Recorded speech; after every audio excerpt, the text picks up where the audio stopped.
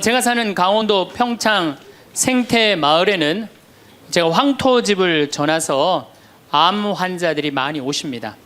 근데 벌써 한 3년 전 얘기예요. 3년 전에 우리 집에 암 환자 자매님 한 분이 오셨어요. 한 분이 오셨는데 이분이 5월 달경에 오셨는데 완전히 얼굴이 새카마신 분이에요. 남편이 뭐라고 그러느냐면은 간까지 다 암이 전이 돼서 3개월밖에 못 살 거라고. 신부님 마지막으로 황토집이 좋아서 왔노라고. 그래서 신부님이 좀 살려달라고. 내가 무슨 재주로 살려줘요 제가. 그래서 좀 우리 집에 내가 행복론 강의라니까 행복론 강의 좀 들으라고. 근데 마침 그때 암 환자들이 한 10분 정도 있었어요. 그런데 그 암 환자들하고 다른 분들하고 강의를 하는데 10분이 다 웃는데 그 자매는 안 웃는 거예요. 왜 안 웃느냐? 이제 3개월밖에 안 남았기 때문에 그게 너무 걱정이 되니까 내 강의가 재밌지도 않고 웃기지도 않은 거예요. 2시간 내내 무표정한 표정으로 앉아 있더라고요. 그래서 강의 끝나고 내가 자매님을 불러서 자매님 나하고 얘기 좀 하자. 자매님 뭐가 이렇게 걱정이 많으냐. 자매님 지금 근심 걱정은 3개월에 죽는다는 거 걱정을 하는데 3개월에 죽을지 3년 후에 죽을지는 아무도 모른다. 그리고 사실은 오늘 저녁에 교통사고로 죽는 사람도 많고 물에 빠져 죽는 사람도 많다. 우리는 하루를 즐겁게 살면 된다. 내일 걱정은 내일이 알아서 한다. 여러분들 마태복음 6장에 그 얘기가 나오죠. 무엇을 먹을까? 무엇을 마실까? 무엇을 입을까? 걱정하지 말아라. 하늘에 나는 새도 하느님이 먹여준다. 솔로몬도 들에 핀 나리꽃처럼 영화롭게 입지 못했다. 너희들은 오늘 일은 오늘로 족하다. 내일 걱정은 내일이 알아서 할 것이다. 오늘 수고는 오늘로 족하다. 이렇게 말씀을 하셨다. 내일 거 걱정하지 말아라. 그리고 내가 막 자매님한테 혼을 냈어요. 근데 이 자매님이 이틀 동안 집에서 안 나오더라고. 나한테 혼나갖고. 나한테 위로받을 줄 알았더니 그 이틀이 지나고 나서 자매님이 그러더라고. 신부님 생각을 해보니까 내가 남은 3개월 동안 이제까지 하느님의 50년 동안 베풀어 주신 은혜 감사하기도 시간 모자라다는 생각이 든다는 거예요. 마음이 바뀐 거죠. 마음이 바뀌부터 이 자매가 웃기 시작하는 거예요. 막 웃기 시작하는 거예요. 강의를 듣고 웃고 막 그 동료 환자들하고도 산책 다니면서 웃고. 사람이 웃으니까 참 보기 좋더라고요. 얼굴은 까맣게 됐지만은. 그리고 이제 6월 달에 항암을 하러 여기 암세타로 왔어요. 항암을 뭐 거의 5년 동안 암하고 투병을 했으니까 항암을 이제 한다고 10일 있다가 온다는 자매가 가자마자 6일 만에 돌아왔어요. 왜 돌아왔냐 그러니까 신부님 자기가 5년 동안 항암을 하는 동안 정말로 매번 토하고 매번 울었대. 너무 아파갖고. 근데 이번에 가서 항암을 했는데 안 토했다는 거예요. 안 아팠다는 거예요. 너무너무 좋더라는 거예요. 그래서 6일 만에 내가 하느님한테 매번 감사했대. 하느님 감사합니다. 안 아프게 해주셔서. 하느님 감사합니다. 안 토하게 해주셔서. 계속. 그리고 6일 만에 내가 살 때는 평창이다. 그리고 평창으로 돌아온 거예요, 이 자매가. 끝나자마자. 그래갖고 이제 우리 집에서 이제 생활을 하는데 후배 암 환자들이 오면은 내가 시키지도 않았는데 이 자매가 데리고 다니면서 감사해야 된다. 찬양해야 된다. 자매가 알아서 하는 거죠. 근데 우리 집은 이제 7월 달이 되면은 아이들이 환경 교육을 받으러 한 4,000명 정도 와요. 그래서 암 환자들이 사실은 다 집으로 보내요. 그 자매도 이제 전라도 순천 분인데 가시라고 가셨다가 방학 끝나면 오라고. 자기는 안 간다는 거. 내가 살 때가 여긴데 어딜 가냐고. 그래도 갔다가 오시라고. 그리고 자매님 이하 암 걸리신 분들 다 집으로 보냈어요. 8월 달이 되면은 전에는 밀린 강의가 많아갖고 여름방학 끝나면 전국으로 강의 다니냐고 정신이 없죠. 암 환자들 일일이 다 체크를 못했어요. 그 자매를 까먹었어요. 까먹고 이제 10월 달이 됐어요. 10월 달이 됐는데 형제님이 전화를 하셨어요. 베드로인데. 신부님 저 베드로예요. 그러면 그때 전화한 거는 이제 이미 세상 부인이 떠나갖고 이제 장례 치르고 사모하고 49제 하고 그러고 난 다음에 이제 내 생각이 나서 대개 이제 우리 집에 이제 오신 분들이 그렇게 전화를 많이 하세요.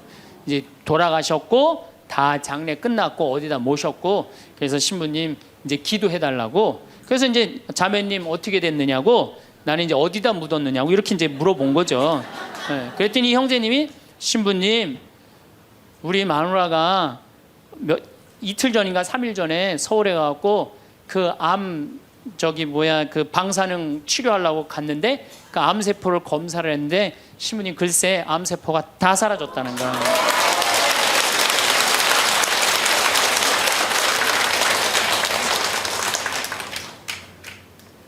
마음을 어떻게 먹느냐에 따라서 굉장히 많이 틀려요. 물론 또 하느님이 불러가시면 어쩔 수 없는 거고 저는 하느님이 불러가는 것도 나쁘지 않다고 생각해요. 예, 불러가면 얼마나 좋아요. 요즘 그 미국에서 어떤 박사가 이제 죽었다가 다시 살아난 사람들 조사를 해봤대잖아요. 죽었다가 나도 이제 그 본당 사목하면서 죽었다 살아난 사람들 얘기를 들어보면 아주 거의 똑같아요. 딱 죽을 때 그냥 터널 같은데 빛을 빨리 올라간다는 거예요. 그래갖고 그냥 전생애가 다 보이고 그리고 정말로 빛이 있는 곳으로 나간다는 거예요. 내가 그 많은 분들 병자성사 해보면서도 정말로 편안하게 돌아가시는 분들을 보거든요. 그러니까 사실 살아도 좋고 죽어도 좋은 거예요. 뭐 이렇게 걱정할 게 많아 믿는 사람들이. 그렇지 않아요? 어쨌든 그래도 살아있는 게 낫지 아직까지는. 그렇잖아요. 그 여러분들 죽는 거 걱정하지 마세요. 절대 죽기 전까지는 안 죽어요. 죽기 전까지는 걱정하지 마세요.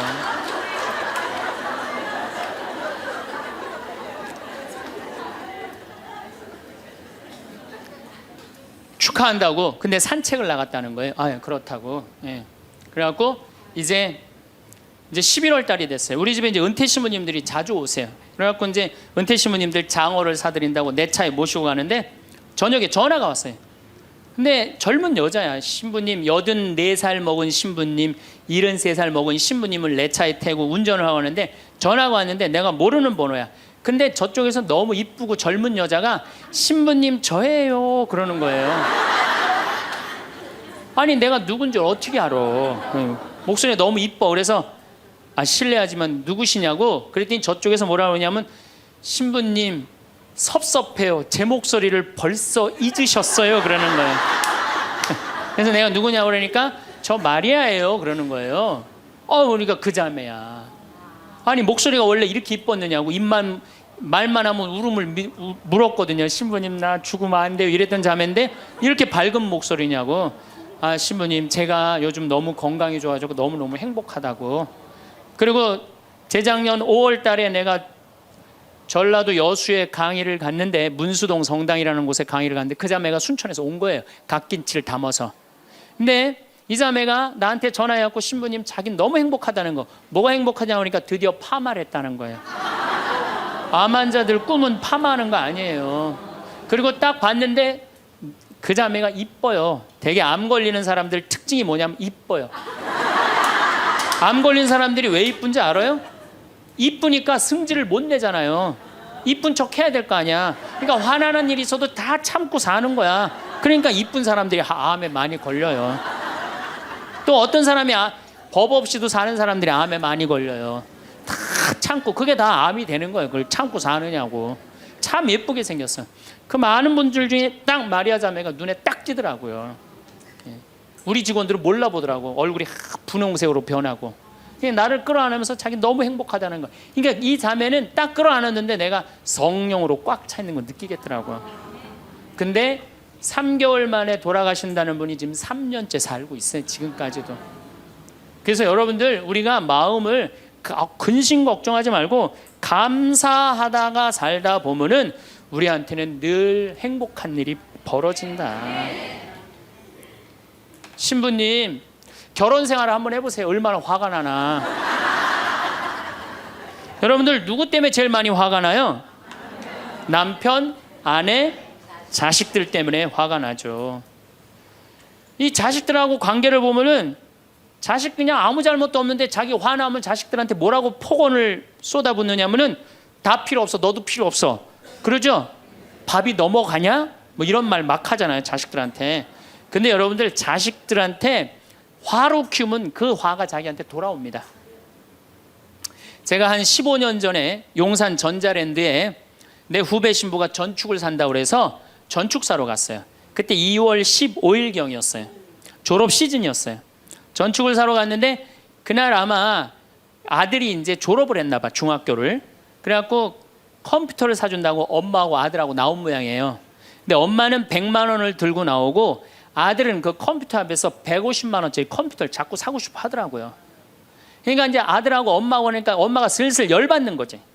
아들이 그냥 100만 원짜리 사면 좋은데 150만 원짜리 자꾸 산다고 우기니까 엄마가 너무 열받으니까 이 감정을 조절하지 못하고 아들 귀싸대기를 때렸어요.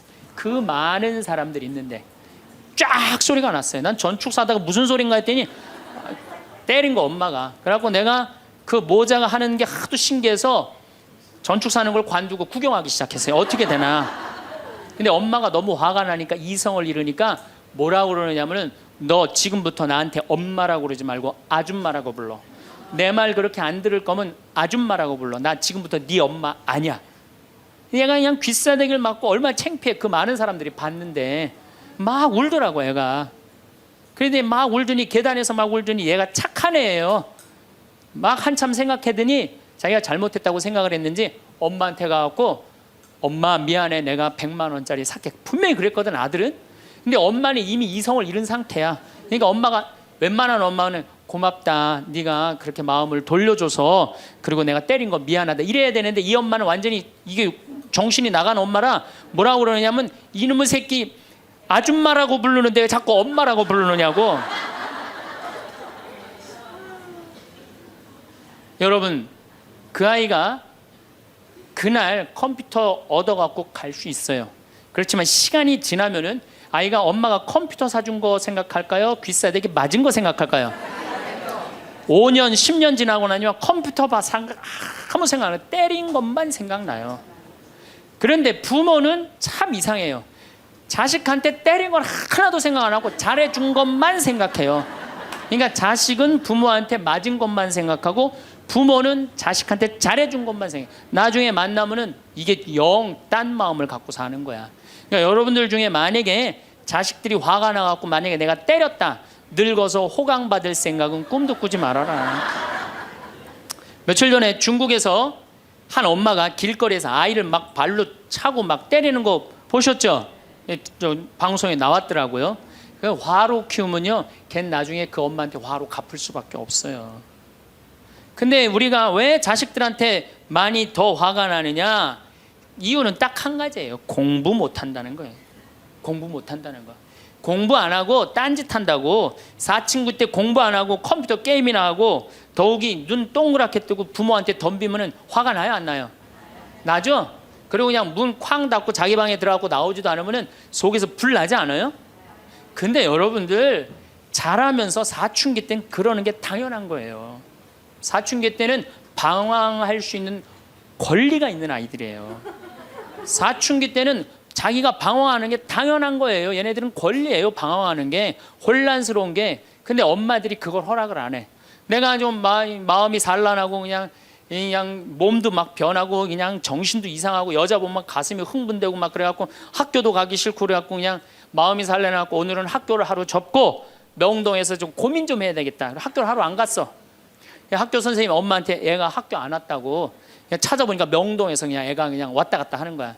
엄마 미치는 거죠. 엄마 뭐라 그래? 예, 너 방황은 나중에 지금 공부하고 방황을 엄마가 명동에서 대신해 줄 테니까 너는 지금 뭐 해야 돼? 공부해야 돼. 얘는 방황할 자격도 없는 거예요, 우리나라 애들은. 우리나라 애들은요, 부모를 마귀로 보는 거, 마귀로. 자기를 괴롭히는 마귀로 보는 거예요. 부모가 어디 있어요? 사실은 여러분들 자식들한테 욕심만 포기하면요, 자식들하고 싸울 일 하나도 없어요. 사실은 내 자식이 몸으로 살 놈인지 머리로 살 놈인지 빨리 판단해야 돼요. 우리 집에 이것도 한 3년 전 얘기인데 요셉이가 왔어요. 고등학교 졸업하고 대학을 떨어진 아이예요. 근데 그냥 대학을 떨어졌는데 집에서 컴퓨터 게임만 하는 거예요. 엄마가 미치는 거지. 애를 보면 대학도 안 들어갔지, 새벽 4시까지 컴퓨터 게임하지, 낮에는 1시에 일어나지. 그냥 미치는 거죠. 그래갖고 나한테 데리고 왔어요. 강원도 평창에. 근데 살이 얼마나 쪘는지 애가 살이 너무 찐 거예요. 그래갖고 그냥 살이 쪄갖고 이 눈두덩이가 안 보이는 거예요. 그래서 신부님 우리 애가 문제라고 공부는 안 하고 컴퓨터 게임만 한다고. 그래갖고 그냥 내가 애를 보니까 이 눈두덩이 찢어진 눈두덩 사이로 걔 눈을 자세히 들여다보니까 애는 문제가 없더라고요. 애는. 근데 애가 살이 얼마나 쪘는지 100kg인지 110kg인지 120kg인지 130kg인지 알 길이 없는 거야. 왜? 우리 생태마을의 저울은 100kg까지 밖에 재는 게 없거든. 올라가면 막 뱅글뱅글 도는 거 저울이. 그래서 내가 고추 빨 때 방앗간에 나갈 때 달아봐라. 그래서 달아봐. 그랬더니 얘가 몇 킬로가 나냐? 130kg가 나서 130kg. 그래갖고 일단은 하여튼 놔두고 가라고. 그래갖고 이제 엄마는 갔어요. 엄마는 가고. 근데 애가 참 건강한 애예요. 정신도 맑은 애 아이고. 부모 입장에서 문제인데 내 눈에는 문제가 아니더라고. 너 밭에 나가서 일 좀 해라. 그래갖고 이제 다 큰 애니까 밭에 나가서 일을 하고 일주일 지나고 난 다음에 관리장한테 물어봤어요. 걔 어떠냐고 요셉이. 그랬더니 관리장이 넘버 원이라는 거예요. 엄마는 문제라고 데리고 왔는데 우리 생태마을의 관리장은 넘버 원이라는 거. 일도 잘하고 성격도 좋고 기가 막히더라고. 뭐 어떻게 일을 잘하냐 하니까 애가 힘이 좋아갖고 물건도 잘 게으름을 안 핀다는 거예요. 게으름을. 여러분들 얘가 몸으로 살래요? 머리로 살래요? 몸으로 살래죠? 몸으로 살래를 머리로 살라 그러면 얘가 머리가 돌 것 같아 안 돌 것 같아요? 그러니까 내가 몸으로 살지 머리로 살지 빨리 구분할 줄 알아야 돼요. 그래갖고 애가 너무 괜찮으니까 6월 달에 우리 생태마을에 앞에 강이 흐른단 말이에요. 거기서 래프팅을 합니다. 그래서 래프팅 가이드를 자격증을 따라고 그랬어요. 그랬더니 우리 래프팅 가이드 팀장이 신부님 다른 아이는 다 따도 얘는 못 땁니다. 왜냐하면 이 가이드 자격증 체육학과 아이들이 따는 거거든요. 배를 뒤집었다가 폈다가 강물에 뛰어 들어갔다가 강물에 또 올라오고 그래야 되는데 130kg짜리가 강물에 한번 빠지면 그만이지 어떻게 자격증을 땁니까? 그래도 우리가 협회 사람들하고 잘 아니까 좀 어떻게 좀 따게 좀 해라. 그래갖고 가이드를 자격증을 보냈는데 그 금요일날 따갖고 왔어요. 기가 막힌 거죠. 어떻게 땄냐 그러니까 그 주간에 비가 오지 않아갖고 배가 강바닥에 단 거야. 그래갖고 그냥 들어왔다 나갔다 자격증 따갖고 왔어요. 그리고 아이가 가이드를 하는데 인기가 최고예요. 최고. 너무너무 잘하는 거 아이가. 그래갖고 이제 9월 달에 엄마가 와서 보니까 아들이 130kg짜리니까 116kg가 된 거야. 그러니까 살이 홀쭉 빠지고 눈빛이 초롱초롱해진 거야. 그러니까 엄마가 가자 공부하러.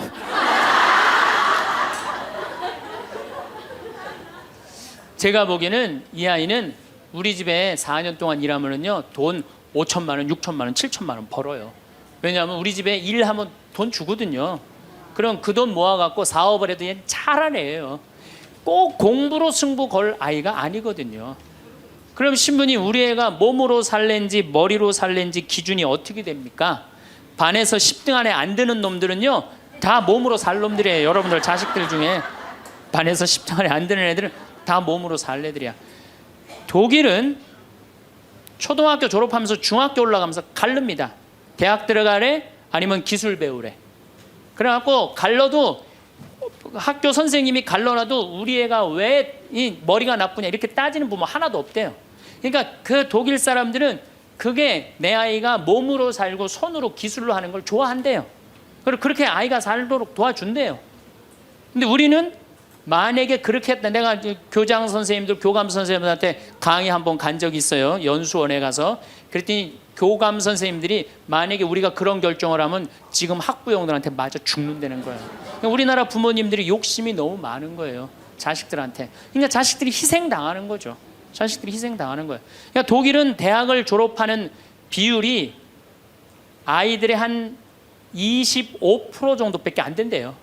대학을 졸업하는 아이들이. 들어가는 애들도 많지 않고, 미국은 뉴욕 잘 사는 데가 대학 졸업하는 비율이 60%예요. 60%. 그런데 우리나라는 대학에 지금 입학하는 게 몇 프로냐면 92%예요. 아무나 다 대학 가는 거예요. 아무나 다. 그러니까 독일은 몸으로 살 애들이 75%야. 그렇죠? 그 다음 미국은 몸으로 살 애들이 40에서 50% 정도 돼요. 우리나라는 92%가 미국은 또 미국이나 캐나다는 60%가 대학에 들어가도 졸업하는 건 그중에 반밖에 못해요. 다 졸업 못해요. 그래서 그쪽에 가보니까 입학은 물어봐도 졸업은 물어보는 게 아니래요. 졸업하는 게 그렇게 어렵다는 거예요. 근데 우리는 92%가 들어가면 91% 거의 다 졸업을 하는 거야. 우리는 몸으로 살 애들이 8%밖에 안 돼. 머리로 살 애들이 92%고. 공장에, 농장에 일할 사람들이 있어요? 없어요. 그러니까 이 나머지 92% 중에 취직을 다 합니까? 40-50%밖에 못 해요. 그러면 나머지 40%는요 한량으로 남는 거예요. 취직도 못 하고. 그럼 그 자식 보고 있으면 속에서 불이 나요, 안 나요? 불이 나죠? 근데 누가 잘못한 거예요? 부모가 잘못한 거예요. 처음부터 너는 머리로 안 될 것 같으니까 우리 몸 쪽으로 가자. 그래갖고 농사를 가르치든지 기술을 가르치면은 걔 벌써 취직해갖고 일했을 거예요. 근데 다 우리의 삐뚤어진 욕심 때문에 아이도 망가뜨리고 부모도 망가지고, 그래갖고 돈 쏟아 넣느냐고 노후 대책연금도 못하고. 그러니까 그냥 전 국민이 그냥 화 속에서 사는 거예요. 그러니까 저는 정말로 우리나라 이 교육제도가 화의 근원이라고 생각해요. 그렇다면은 자식 때문에 화나죠. 그런데 이 부부라도 서로 사이가 좋으면은 좋은데, 엄마들이 자식한테 미쳐갖고 남편한테 신경 써야 안 써요? 안 쓰죠? 남편이 외로운지 힘든지도 몰라요. 근데 자식들은 부부가 막 사랑스럽고 이렇게 다정하게 지내는 부모를 본 자식들은요 안정스럽게 자란대요. 근데 부부가 맨날 싸우고 막 이러는 자식들은요 굉장히 불안정하게 자란다는 거예요. 그래서 저는 정말로 감사한 게, 저는 고등학교 졸업할 때까지 부부는 안 싸우는 건 줄 알았어요. 부부는 한 번도 부부 싸움을 본 적이 없어요, 저는. 근데 내 고등학교 때 친구가 아이 뭐 술 먹자고 고등학교 때, 그 왜 그러냐 그러니까 아버지가 엄마를 때려갖고 눈탱이가 밤탱이가 됐다는 거예요. 자기 너무너무 괴롭다는 거예요. 그래서 저는 그때 충격받았어요. 어떻게 부부가 싸우느냐, 그런 충격을 받았어요, 저는. 왜냐하면 나는 우리 어머니 아버지 싸우는 걸 한 번도 못 봤거든요.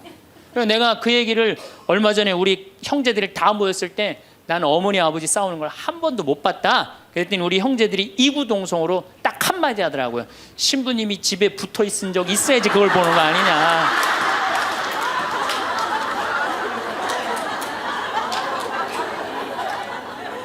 어쨌거나 저는 본 적이 없어요. 저는 굉장히 긍정적으로 잘할 수 있는 거죠.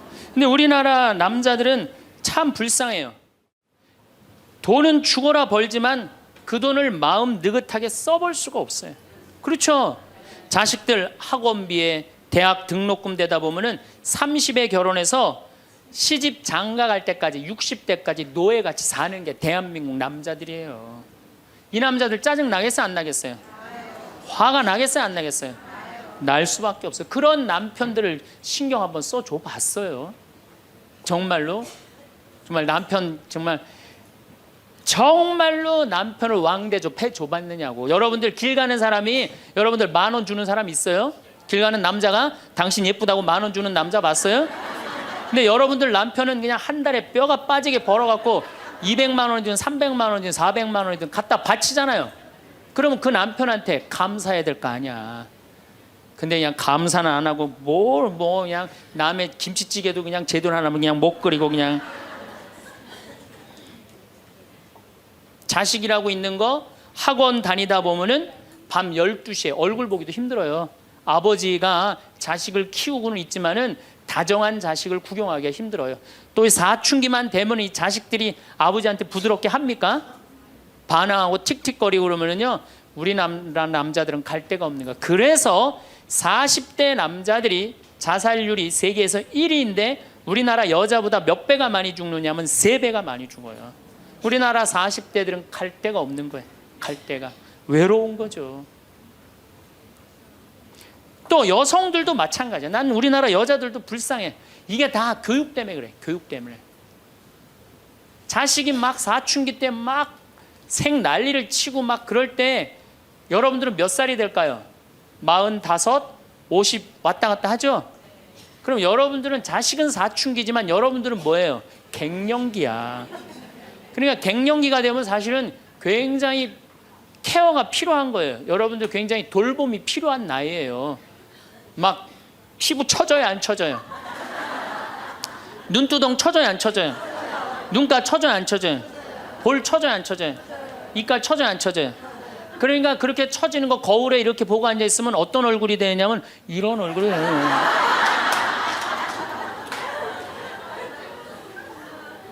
사람은요, 눈가가 올라가야지 이쁘고 입가가 올라가야지 이쁘거든요. 그러니까 이제 50이 되면은 이쁜 게 하나도 없는 거야. 그러니까 젊은 여자들이 이쁘게 보이려고 화장할 때 어떻게 연필을 막 위로 그리잖아, 이렇게.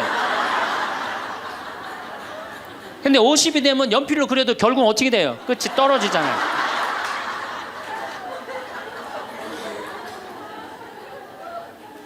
하지만 우리나라 이 갱년기의 여성들은 자신의 고통, 번뇌 뒤로 하고 감추고 희생합니다. 묻어두는 거예요. 자식을 위해서 희생한다. 내가 지금 뭐 생리가 이어졌다 끊어졌다 그냥 정신이 깜빡깜빡 하잖아요, 여러분들. 갱년기 시작되면은. 그렇죠? 지갑은 뒀는데 어디다 뒀는지 생각이 안 나는 그런 경우 참 많죠.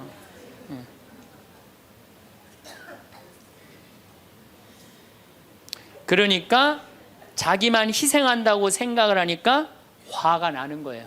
화가 나는 거. 더욱이 50이 되면은 뭐에 걸리느냐? 빈둥지 증후군에 걸려요.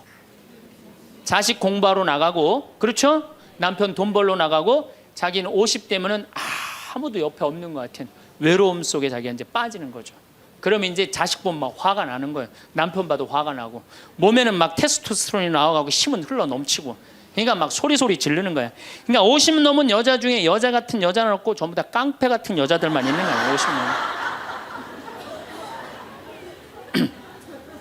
그래서 나는 이 부부들 보면은 참 재미난 게 성당에서 내가 보면 얼굴도 예쁘고 정말로 상냥해요. 이 음식 반찬도 맛있게 하고, 그럼 남편하고 술 한잔 하면서 형제님 행복하다고, 저렇게 이쁘고 상냥하고 괜찮은 여자랑 살아서 정말로 부럽다고. 그러면은 형제님들 대부분이 뭐라고 그러냐면, 신부님 부러우세요? 너무 부럽다고. 그러면은 형제님들이 뭐라고 그러냐면 데리고 가세요.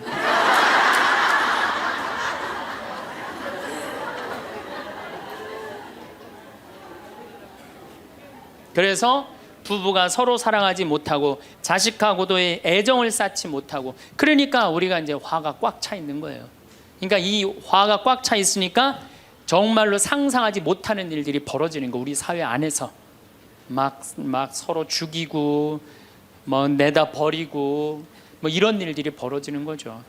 그러면은 화가 나면은 어떻게 이 화를 컨트롤을 해야 되느냐, 화를 다루어야 되느냐, 지금부터 그 얘기를 말씀드리겠습니다. 여러분들, 화가 나면 예수님만 보면 돼요. 우리가 인생이 답답할 때 누구만 보면 돼요? 예수님만 보면 됩니다.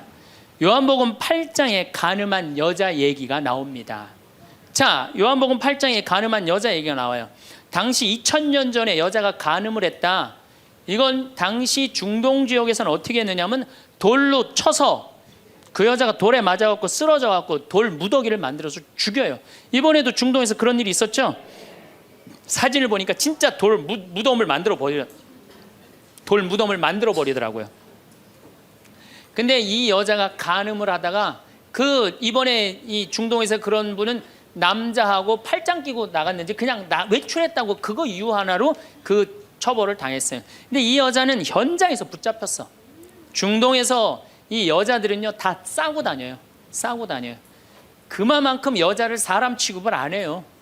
그런데 이 여자가 간음을 했어. 그러니까 남자들이 막 화가 날 것 같아, 안 날 것 같아요? 너무너무 화가 나는 거지. 이 여자는 여러분들 예뻤겠어요, 안 예뻤겠어요? 예뻤을 거예요. 왜냐하면 당시에 간음을 한다는 건 목숨을 걸었기 때문에.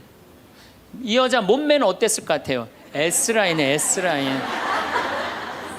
이게 벤지 엉덩이인지 구분도 안 되는 여자고 간음할 수가 없어요. 예쁜 여자가 다른 남자하고 대낮에 간음하다가 붙잡혔다. 남자들이 흥분할 수밖에 없어요. 그래갖고 막 눈이 뒤집어져 갖고 예수님은 안 그래도 예수님한테 별렀어요. 왜?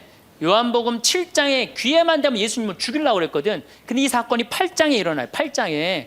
그러니까 모두를 용서해라, 사랑해라 이런 분하고 율법 1.1획도 없어지면 안 된다. 그러니까 율법학자들이 예수님 앞에 이 여자를 패댕기를 치는 거예요. 당신이 이 여자 간음했는데 어떻게 하면 좋으냐고. 근데 예수님이 보니까 이 사람들이, 이 남자들이 너무너무 흥분해 있는 거야. 눈이 뒤집어진 거예요. 보니까 흰 눈동자 95%, 까만 눈동자 5%야. 눈이 확 뒤집어져 있는 거야. 근데 예수님은 참 지혜로우셔요. 흥분한 사람하고는 얘기를 안 하시는 거예요. 여러분들, 두 사람이 막 싸워. 내가 말리로 들어갔어. 말리로 들어가면 나중에 흥분한 사람들 속에 뛰어들어가면 나중에 몇 명이 싸워요? 3명이 싸워요. 이게 눈에 뵈는 게 없을 때는요, 아무리 좋은 말도 귀에 안 들어오는 거예요. 눈에 뵈는 게 없을 때는. 예수님 딱 보니까 아니 이 사람들이 완전히 흥분해 있어. 그러니까 상대 안 합니다. 어떻게 하냐면 대꾸도 안 하고 바닥에다 뭘 쓰세요. 땅바닥에 뭘 쓰세요. 참 위대한 행동이죠. 흥분이 가라앉을 때까지 기다리시는 거죠. 저는 제 소원이 하나 있어요. 저는 본당 신부를 10년 동안 했는데 다행히 한 번도 뭐 교우들끼리 뭐 서로 싸워갖고 패가 갈린다든가 그런 적이 없어요. 그런데 이제 내가 다음에 이제 한번 본당에 나가면 주교님한테 가서 꼭 부탁하고 싶어요. 주교님한테 나는 어떤 본당에 나가고 싶냐고 부탁을 하고 싶냐면은 성당이 2패로 나눠져 갖고 머리통이 터지게 싸우는 본당에 나 보내달라고. 내가 꼭 하고 싶은 게 있어서 그래요. 뭘 하고 싶으냐면은 내가 이제 머리통이 터지게 싸우는 본당에 발령받아 갔단 말이야. 딱 발령받아 가면은 양쪽 회장들이 딱 올 거 아니에요. 신부님, 저치들이 우리 성당 돈 다 빼먹었다고. 또 이쪽 회장들은 저치들이 우리 성당 분위기 다 깬다고 시시비비를 가려달라고 흥분이 돼갖고 오면은 나는 아무 말도 안 하고 사제관 방바닥에 뭘 써보고 싶어. 나 그거 꼭 해보고 싶어요. 여러분들도 만약에 남편이 나하고 얘기 좀 하자고, 남편이 흥분돼갖고 너 왜 우리 어머니한테 그렇게 못되게 대하느냐, 그래갖고 싸우자고 문을 열고 딱 들어가고 딱 봤는데 남편이 흥분을 했어. 눈동자를 보니까 흰 눈동자 95%, 까만 눈동자 5%야. 그러면은 부인이 그래 나도 할 얘기가 많다 해보자. 그러면은요 어떻게 될 것 같아요? 싸우고 귀싸대게 맞게 돼 있어요. 왜? 말로 싸우면요 남자는 여자를 못 이겨요. 남자는. 왜냐하면 여자는 하루에 25,000마디를 하고 남자는 하루에 15,000마디밖에 못 하거든요. 그러니까 말로는 여자를 이길 수가 없어요. 나는 우리 신부들 중에 수녀님하고 싸운 신부들 중에 수녀님하고 싸워서 수녀님을 이긴 신부를 본 적이 없어요.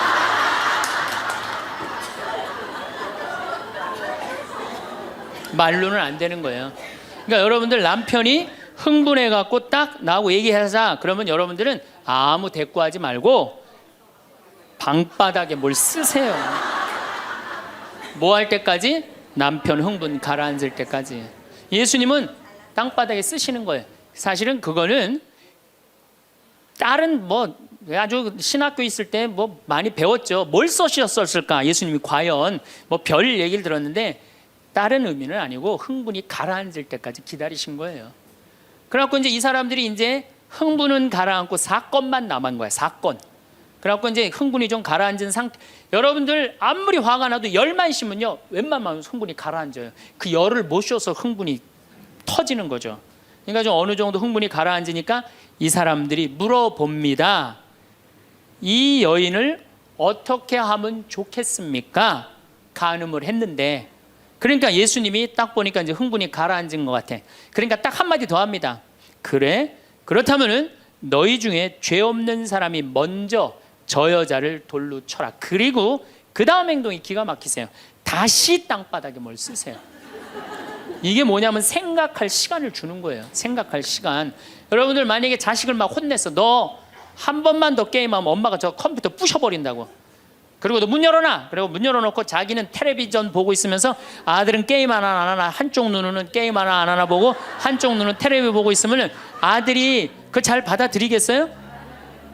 더 욱하는 게 생겨요. 한 번 혼냈으면요 생각할 시간을 주는 게 중요한 거예요. 그러니까 예수님은 생각할 시간을 주는 거예요. 너희 중에 죄 없는 사람이 먼저 저 여자를 돌로 쳐라. 그리고 난 다음에 예수님 다시 땅바닥에 뭘 쓰십니다. 그런데 언제까지 기다려 주시느냐 하면 다 떠날 때까지 기다리는 거예요. 중간에 고개 안 돌리시고. 그리고 다 떠났어. 다 떠나고 나니까 그때서 고개를 들어서 혼자 남은 여인한테 물어봅니다. 여인아, 네 죄를 묻던 사람들이 어디 갔느냐? 아무도 없습니다, 주님. 그래? 그들이 만약에 네 죄를 묻지 않았다면 나도 네 죄를 묻지 않으마. 이거 기가 막힌 얘기예요. 왜? 예수님은 죄를 묻을 수 있는 권한이 있으신 분이에요. 얼마든지 그 여자를 징계할 수 있어요. 그렇지만 다른 사람이 묻지 않았기 때문에 나도 묻지 않겠다. 아, 기가 막히지 않아요? 예수님은 세 사람을 용서합니다. 첫 번째, 죽이자고 덤비는 바리사이들을 용서하고, 간음한 이 여인을 용서하고, 그 다음에 율법의 1.1획도 나는 어기로 온 것이 아니다, 없애러 온 것이 아니다, 이렇게 가르친 당신까지 용서한 거야. 다시 말해서 흥분이 가라앉으면요, 문제 해결은 다 돼요. 흥분한 상태에서 여러분들이 문제 해결하려고 하면 해결이 안 된다는 얘기예요. 그렇다면은 이 흥분은, 화는 어떻게 하면 조절할 수 있느냐? 첫 번째, 숨을 잘 쉬어라. 이거는 모든 화를 조절하는 책을 읽어보면요, 첫 번째로 나오는 게 숨을 잘 쉬어라예요. 화가 나면은 숨이 가빠져요, 안 가빠져요? 가빠지죠? 씩씩거린다 그러죠? 이게 숨을 어떻게 주체하지 못해서 그러는 거예요. 근데 여러분들, 숨은 창세기에 보면은 하느님이 인간을 창조하시고 뭘 불어넣었다 그래요? 숨을. 그러니까 우리가 숨을 쉰다는 건 생명을 쉬는 거예요. 생명을. 그러니까 숨을 잘못 쉬면 생명을 잘못 다루는 거하고 똑같은 거예요. 근데 숨은 어떻게 내 몸으로 들어와서 코로 들어와서 심장으로 해서 이 위로 해서 그 다음에 단전, 배꼽 아래로 해서 간으로 해서 폐로 이렇게 돌아서 나가는 게 숨이에요. 그래갖고 온전히 산소 공급이 온 장기 안에 다 돼야 돼. 근데 화가 나면 여러분들 숨을 어디다 걸어놓고 쉬어요? 목에다, 목조에서 딱 걸어놓고 싸우잖아요. 남편하고 싸울 때. 네? 내가 시집와서 당신한테 해준 게 뭐가 있어? 외식을 해줘서, 설거지를 해줬어, 그렇다고 여행을 시켜줘서, 밍크 코트를 사줘서, 다이아를 사줬어. 그럼 얼굴이 빨개져, 안 빨개져? 왜 빨개지느냐면 이게 내려갔다 와야 되는데 여기만 딱 차 있으니까 점점 풍선처럼 부풀러 오르는 거예요. 그렇게 1시간을 소리 지르고 싸우면은 1시간 동안 여기 산소 통합니까, 안 통합니까? 안 통하면 여기가 무슨 병이 드느냐면 화병이 드는 거. 그래서 드는 병이 화병이에요. 그러니까 싸울 때 어떻게 싸워야 되냐면 숨을 쉬고 싸워야 되는 거예요. 싸울 때 어떻게 싸워야 되냐면, 당신이 말이야, 시집 와갖고 나한테 해준 게 뭐가 있어? 설거지를 해줬어, 그렇다고 외식을 시켜줬어.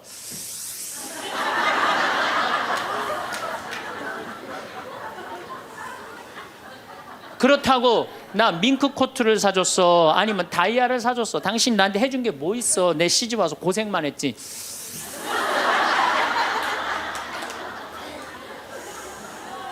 그렇다고 내가 하느님 그렇게 열심히 믿었는데 예수님 태어난 나자렛을 보내줬어, 갈릴레아를 보내줬어.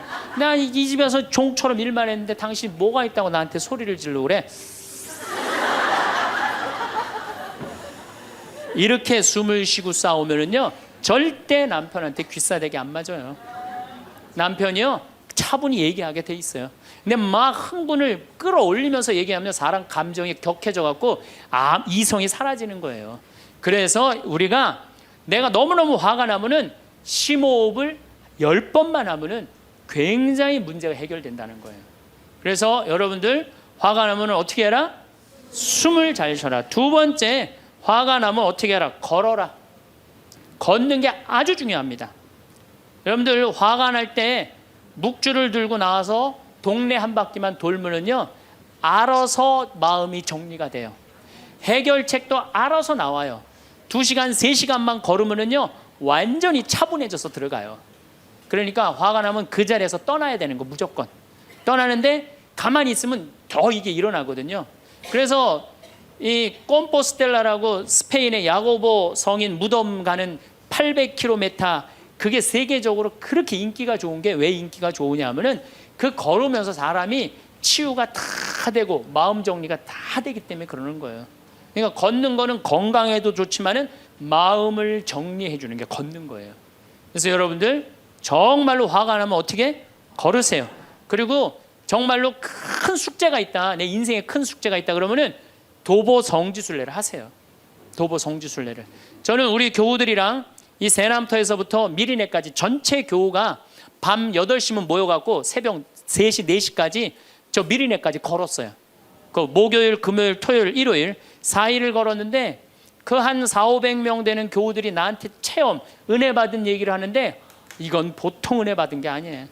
허리 아프던 사람은 허리 다 낫고, 위장 아프던 사람은 위장 다 낫고, 마음 복잡한 사람 마음 정리되고, 사업이 막 안 돼갖고 괴로워하던 사람은 빛을 보고, 걷는 게 그렇게 우리 인생에 중요한 거예요. 그래서 내가 정말 문제가 있다, 새남터서부터 걸으세요. 새남터 우리 김대건 신부님 시신 모시고 미리네까지 원선쇼 할아버지가 그땐 청년이었지만 갔잖아요. 그 생각하고 걸으면요 여러분들 은혜 많이 받으실 거예요. 그러니까 화가 나면 어떻게 해라? 숨을 잘 쉬고 그 다음에 어떻게 해라? 걸어라. 그 다음에 화가 나면 화를 조절하는 방법 중에 세 번째는 잘 먹어라. 이게 먹는 게 화를 먹는 경우가 너무 많아요. 인스턴트 음식, 그렇죠? 이거 잘못 먹으면요 다 화가 들어있는 거예요. 그리고 고기 너무 많이 먹으면요 화냅니다. 여러분들 사슴 싸나워요 안 싸나워요? 안 싸납죠? 사자 싸나워요 안 싸나워요? 싸납죠? 사자 뭐 먹어요? 고기 먹죠? 사슴 뭐 먹어요? 풀 먹죠? 내 아들이 나한테 덤비는데 막 리모컨 던지고 막 자기 막 방문 부시고 그러면은요 애가 성격이 나빠서 그런 게 아니에요. 아, 내가 고기를 너무 많이 먹여서 그렇구나. 그래갖고 걔를 뭘 먹이냐면 6개월 동안 풀만 먹여보세요. 6개월만 지나면 완전히 온순해집니다. 그리고 여러분들 우리가 먹는 게 화가 너무 많아요. 아주 비근한 예를 하나 드릴게요. 달걀을 예를 드릴게요. 달걀을 여러분들 닭들 어떻게 달걀을 낳아요? 우리 지금 여러분들 보통 드시는 닭들 다 가둬놓고 하죠? 재웁니까 안 재웁니까? 안 재우죠? 재우지도 않죠. 공간이 조그맣죠. 스트레스 받으니까 옆에 닭 막 좁니다. 부리로. 그러니까 어떻게 하냐 부리를 잘라요. 못 쪼개. 그런 닭들이 놓는 달걀은 화가 들어있을까요? 안 들어있을까요? 화가 들어있는 거예요. 그런 음식들이 자연적이지 않은 음식들이 반자연적인 음식들을 우리가 먹는 게 문제예요. 우리 닭들은 내가 300마리 키우는데 막 날아다니면서 놓는 알들은 벌써 향이 좋아요. 딱 깨서 먹으면 아주 고소하고. 그런데 일반 그 시중에서 이렇게 사는 닭들은 막 약간 좀 비리고 이런 냄새, 그 스트레스 받는 거예요. 그럴만큼 먹는 게 중요한 거예요. 그래서 자연식이라는 게 우리한테 그래서 중요한 거예요. 그래서 이 화도 커피 많이 먹으면 막 심장 두근두근 거려요 안 거려요? 그런 상태에서 화나는 일이 있으면 폭발합니다. 그러니까 먹는 게 아주 중요하다. 네 번째, 우리가 화를 잘 다스리려면은 이게 음양의 조화, 인생을 좀 즐길 줄 알아야 돼. 인생을. 하느님이 6일 일하고 7일째 쉬셨어요 안 쉬셨어요? 쉬셨죠? 그럼 여러분들도 일하고 쉬어야 돼 안 쉬어야 돼요? 쉬어야 돼요. 근데 우리는 잘 안 쉬어. 하느님이 태양도 동그랗고 달도 동그랗고 산도 동그랗고 사람 머리도 동그랗고 이렇게 동그랗게 만들어 놓으신 이유는 동그랗게 살라고 그러는 거예요. 그런데 우리 평창에 내가 생태마을에서는 운전하고 읍내에 나가면은 한 번도 빵빵거리는 소리를 못 들어요. 근데 서울만 딱 오면은 여긴 다 네모나고 삐죽해. 그러니까 네모나고 삐죽한 거 보는 사람들 딱 1초만 늦게 출발해도 빵빵거리고 난리도 아니에요. 그러니까 여러분들 음양의 조화를 잘 이루어야 돼요. 남녀 뭐 쉬는 거 이런 게 굉장히 중요한 거거든요. 그래서 좀 어디 가서 그러니까 우리 생태마을 같은데 1년에 일주일씩 와서 조용히 기도하고 쉬고 가면은 영혼이 편안한 거죠.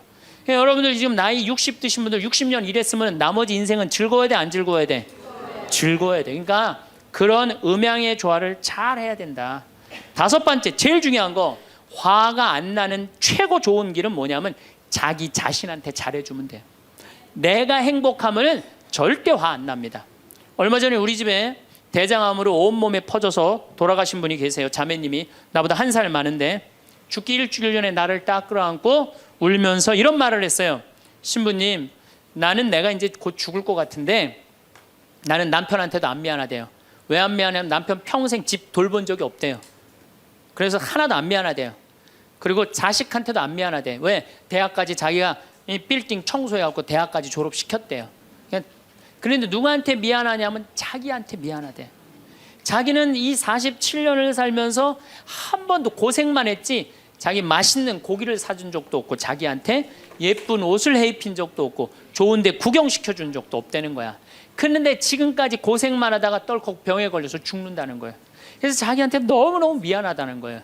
근데 이제 죽는다는 거예요. 자기한테 한 번도 잘해준 적이 없는데 너무 자기한테 미안하다는 거예요. 여러분들한테 잘해줘야 될 것 같아요? 안 잘해줘야 될 것 같아요? 괜히 그냥 참고 인내하면서 승질은 승질대로 부리고 그러실 필요 하나도 없어요. 이제 여러분들한테 맛있는 거 있으면 사주세요. 그렇죠? 예쁜 옷 있으면 사 입히고, 여러분한테 좋은 데 있으면 구경도 좀 시켜주고. 저는 저한테 잘해줍니다. 왜 잘해주느냐 하면은 나는 본당을 떠나 있기 때문에 본당 총회장님도 없고 부회장님도 없고 성무회장님도 없어요. 그러니까 나 고기 먹고 싶으면 사주는 사람 아무도 없어요. 내가 고기가 먹고 싶으면 내가 사줘요. 베네딕토 고기 먹고 싶냐? 가자, 내가 오늘 사줄게. 난 내가 데려와서 내가 사줘, 나한테. 그러니까 스트레스 받는 일이 없는 거예요. 남한테 섭섭한 것도 없고. 그래서 제가 항상 하는 얘기지만 집에서는 엄마가 행복해야 돼. 그래야지 자식이 행복한 거예요. 집에서는 아내가 행복해야 돼. 그래야지 누가 행복해? 남편이 행복한 거예요. 집에서는 며느리가 행복해야 돼. 그래야지 누가 행복해? 시어머니가 행복한 거예요. 그러니까 여기 계신 여러분들이 행복해야지 대한민국이 행복한 거예요. 이제는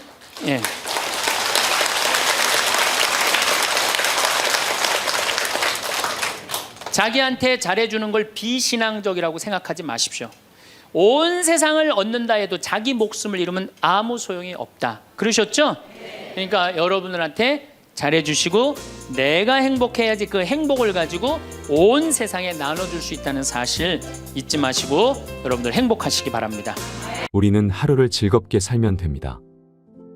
내일 당장 어떤 일이 일어날지 알 수 없습니다.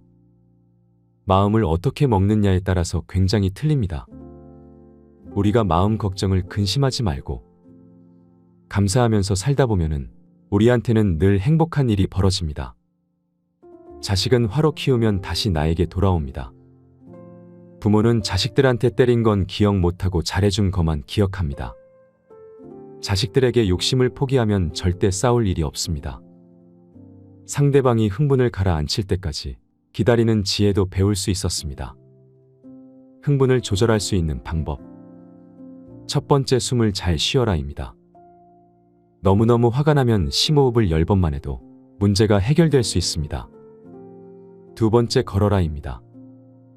걸으면 마음 정리가 됩니다. 세 번째, 잘 먹어라입니다.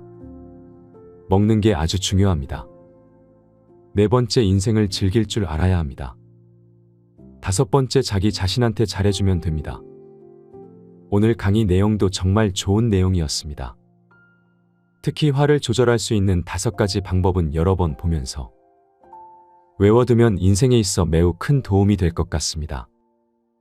오늘은 반복 시청하시면 더 좋을 것 같습니다. 반복 재생합니다.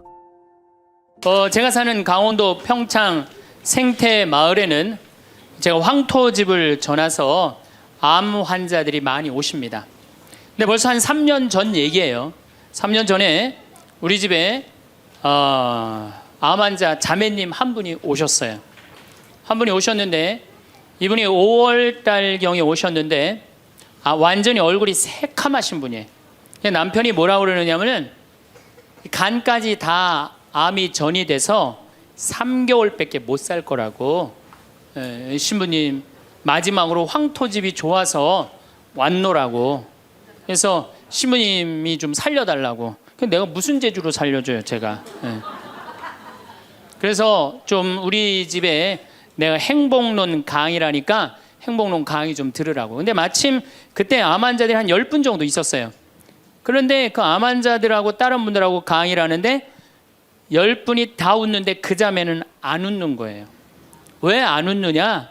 이제 3개월밖에 안 남았기 때문에 그게 너무 걱정이 되니까 내 강의가 재밌지도 않고 웃기지도 않은 거예요. 2시간 내내 무표정한 표정으로 앉아 있더라고요. 그래서 강의 끝나고 내가 자매님을 불러서 자매님 나하고 얘기 좀 하자. 자매님 뭐가 이렇게 걱정이 많으냐. 자매님 지금 근심 걱정은 3개월에 죽는다는 거 걱정을 하는데 3개월에 죽을지 3년 후에 죽을지는 아무도 모른다. 그리고 사실은 오늘 저녁에 교통사고로 죽는 사람도 많고 물에 빠져 죽는 사람도 많다. 우리는 하루를 즐겁게 살면 된다. 내일 걱정은 내일이 알아서 한다. 여러분들 마태오복음 6장에 그 얘기가 나오죠. 무엇을 먹을까? 무엇을 마실까? 무엇을 입을까? 걱정하지 말아라. 하늘에 나는 새도 하느님이 먹여준다. 솔로몬도 들에 핀 나리꽃처럼 영화롭게 입지 못했다. 너희들은 오늘 일은 오늘로 족하다. 내일 걱정은 내일이 알아서 할 것이다. 오늘 수고는 오늘로 족하다. 이렇게 말씀을 하셨다. 내일 거 걱정하지 말아라. 그리고 내가 막 자매님한테 혼을 냈어요. 근데 이 자매님이 이틀 동안 집에서 안 나오더라고. 나한테 혼나갖고. 나한테 위로받을 줄 알았더니 그 이틀이 지나고 나서 자매님이 그러더라고. 신부님, 생각을 해보니까 내가 남은 3개월 동안 이제까지 하느님이 50년 동안 베풀어 주신 은혜, 감사하기도 시간 모자라다는 생각이 든다는 거예요. 마음이 바뀐 거죠. 마음이 바뀌부터 이 자매가 웃기 시작하는 거예요. 막 웃기 시작하는 거예요. 강의를 듣고 웃고 막 그 동료 환자들하고도 산책 다니면서 웃고. 사람이 웃으니까 참 보기 좋더라고요. 얼굴은 까맣게 됐지만은. 그리고 이제 6월 달에 항암을 하러 여기 암세타로 왔어요. 항암을 뭐 거의 5년 동안 암하고 투병을 했으니까 항암을 이제 한다고 10일 있다가 온다는 자매가 가자마자 6일 만에 돌아왔어요.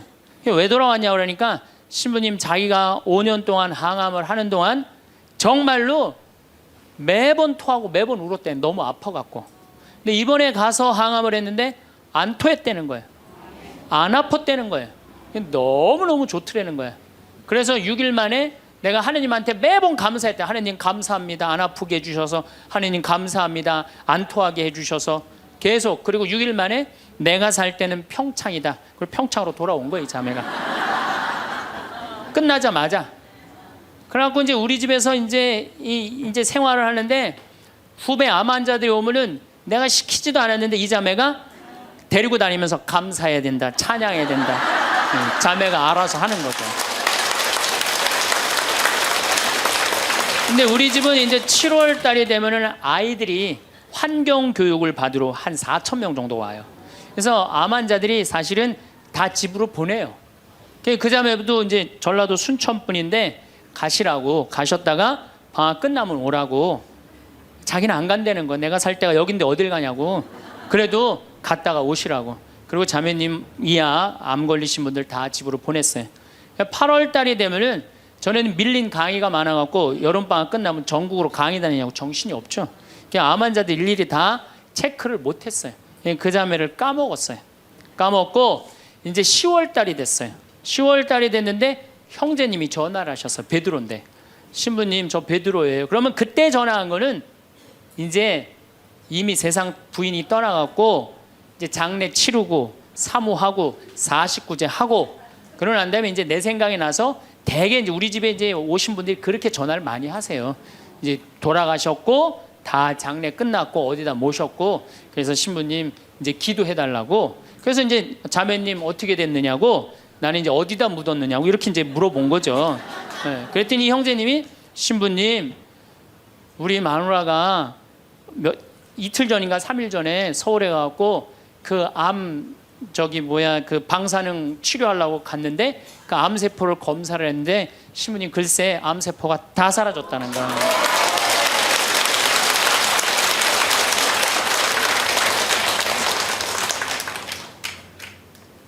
마음을 어떻게 먹느냐에 따라서 굉장히 많이 틀려요.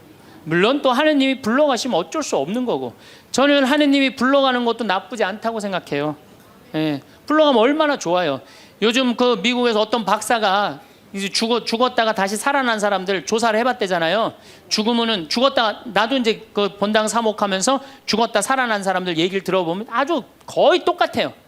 딱 죽을 때 그냥 터널 같은데 빛을 빨리 올라간다는 거예요. 그래갖고 그냥 전생애가 다 보이고, 그리고 정말로 빛이 있는 곳으로 나간다는 거예요. 내가 그 많은 분들 병자성사 해보면서도 정말로 편안하게 돌아가시는 분들을 보거든요.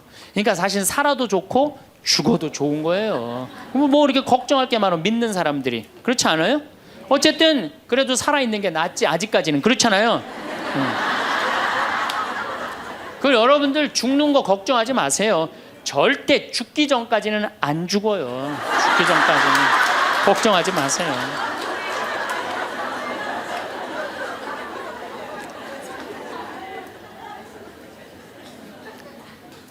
축하한다고. 근데 산책을 나갔다는 거예요. 아, 그렇다고. 예. 그래갖고 이제 11월 달이 됐어요. 우리 집에 이제 은퇴 신부님들이 자주 오세요. 그래갖고 이제 은퇴 신부님들 장어를 사드린다고 내 차에 모시고 가는데 저녁에 전화가 왔어요. 근데 젊은 여자야. 신부님 84살 먹은 신부님, 73살 먹은 신부님을 내 차에 태고 운전을 하고 하는데 전화가 왔는데 내가 모르는 번호야. 근데 저쪽에서 너무 이쁘고 젊은 여자가 신부님 저예요 그러는 거예요. 아니 내가 누군지 어떻게 알아. 목소리가 너무 이뻐. 그래서 실례하지만 누구시냐고 그랬더니 저쪽에서 뭐라 그러냐면 신부님 섭섭해요. 제 목소리를 벌써 잊으셨어요 그러는 거예요. 그래서 내가 누구냐고 그러니까 저 마리아예요 그러는 거예요.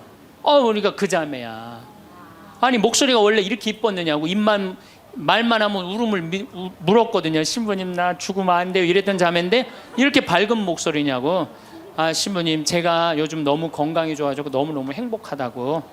그리고 재작년 5월 달에 내가 전라도 여수에 강의를 갔는데 문수동 성당이라는 곳에 강의를 갔는데 그 자매가 순천에서 온 거예요. 갓김치를 담아서.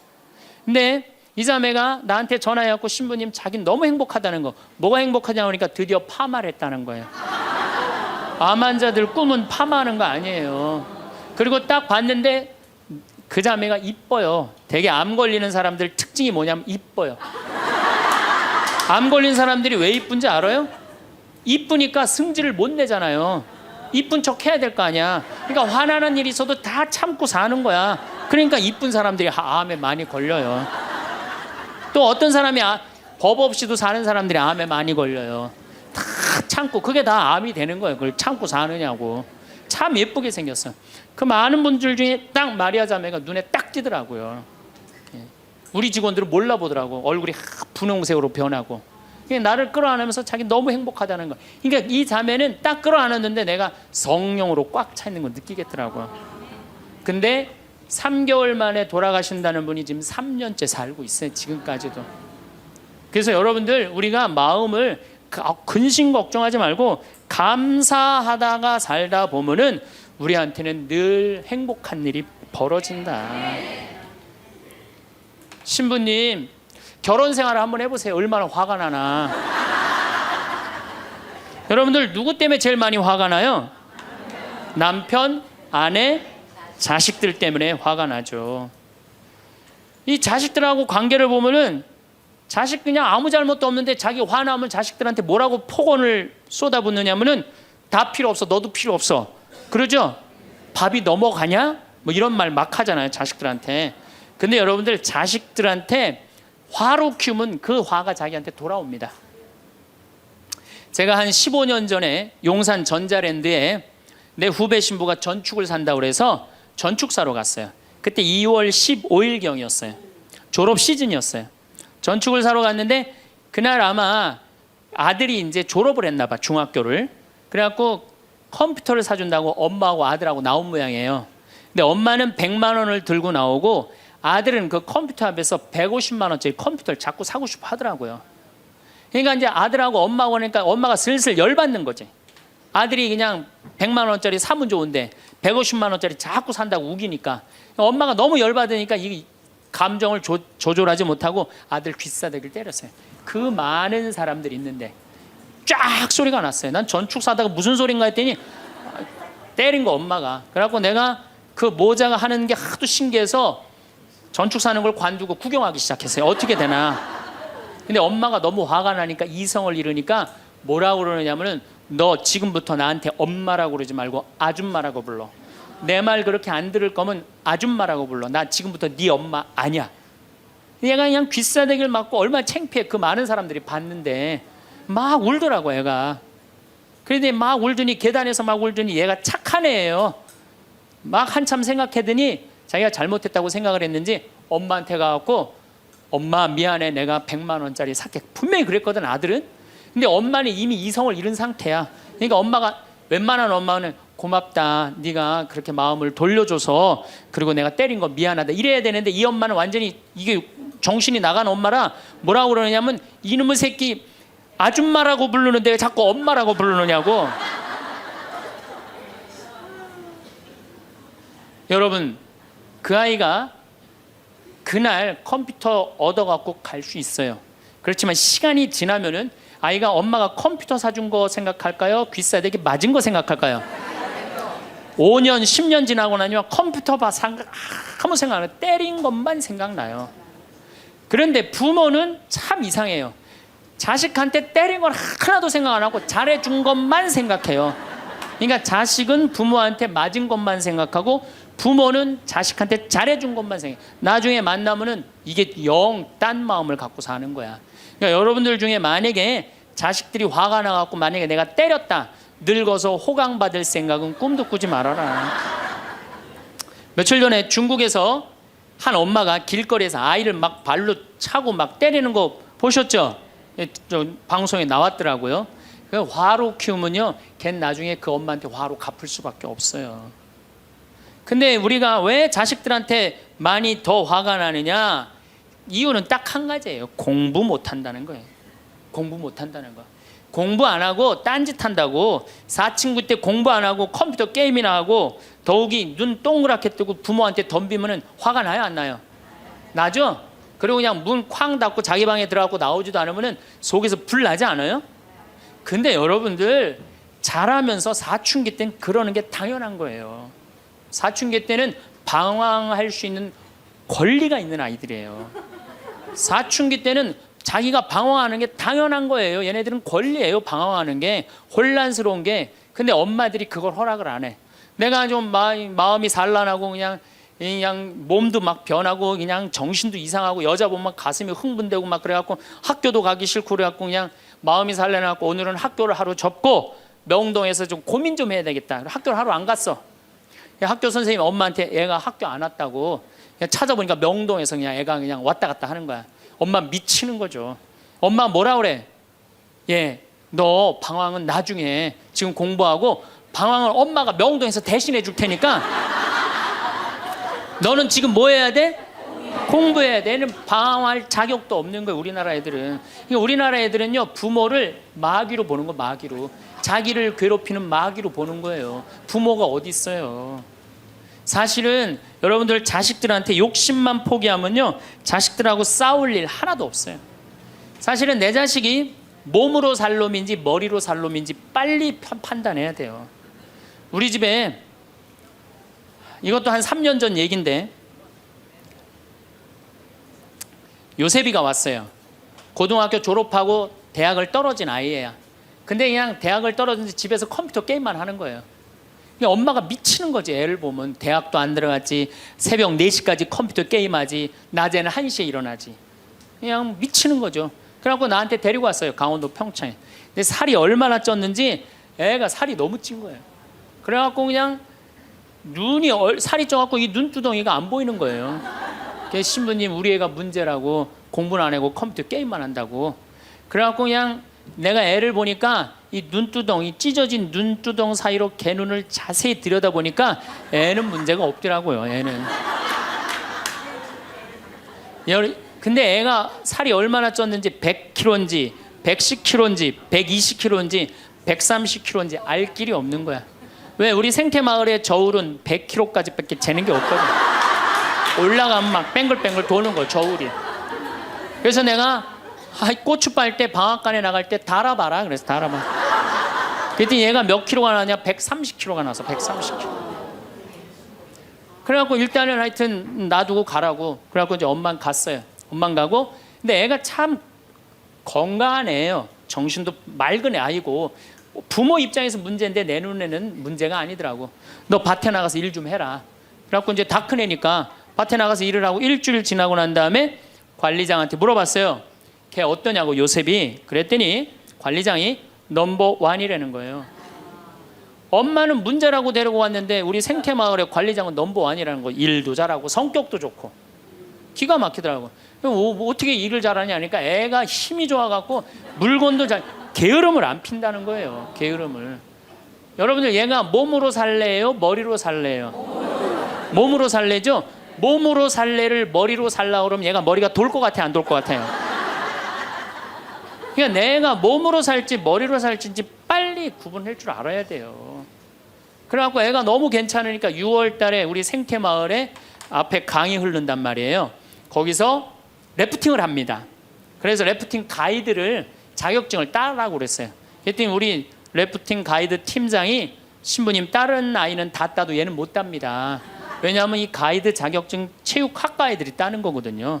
배를 뒤집었다가 폈다가 강물에 뛰어 들어갔다가 강물에 또 올라오고 그래야 되는데 130kg짜리가 강물에 한번 빠지면 그만이지 어떻게 자격증을 땁니까? 그래도 우리가 협회 사람들하고 잘 아니까 좀 어떻게 좀 따게 좀 해라. 그래갖고 가이드를 자격증을 보냈는데 얘가 금요일날 따갖고 왔어요. 기가 막힌 거죠. 어떻게 땄냐 그러니까 그 주간에 비가 오지 않아갖고 배가 강바닥에 단 거야. 그래갖고 그냥 들어왔다 나갔다 자격증 따갖고 왔어요. 그리고 아이가 가이드를 하는데 인기가 최고예요. 최고. 너무너무 잘하는 거 아이가. 그래갖고 이제 9월 달에 엄마가 와서 보니까 아들이 130kg짜리니까 116kg가 된 거야. 그러니까 살이 홀쭉 빠지고 눈빛이 초롱초롱해진 거야. 그러니까 엄마가 가자 공부하러.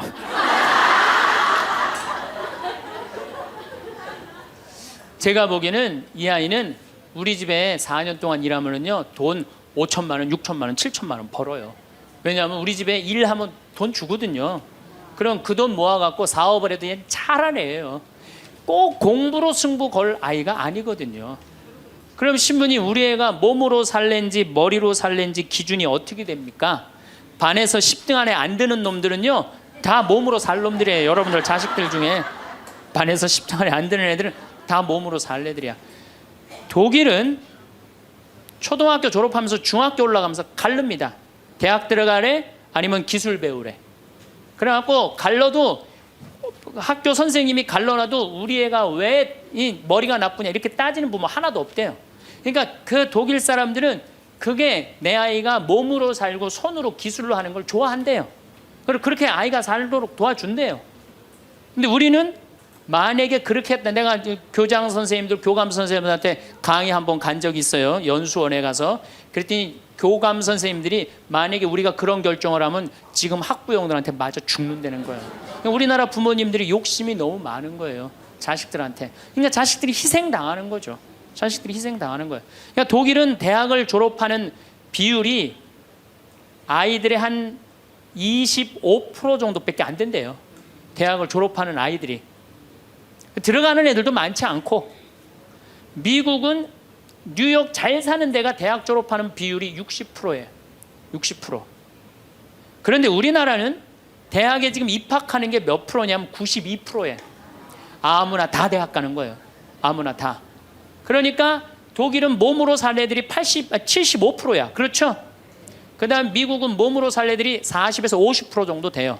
우리나라는 92%가 대학, 미국은 또 미국이나 캐나다는 60%가 대학에 들어가도 졸업하는 건 그중에 반밖에 못해요.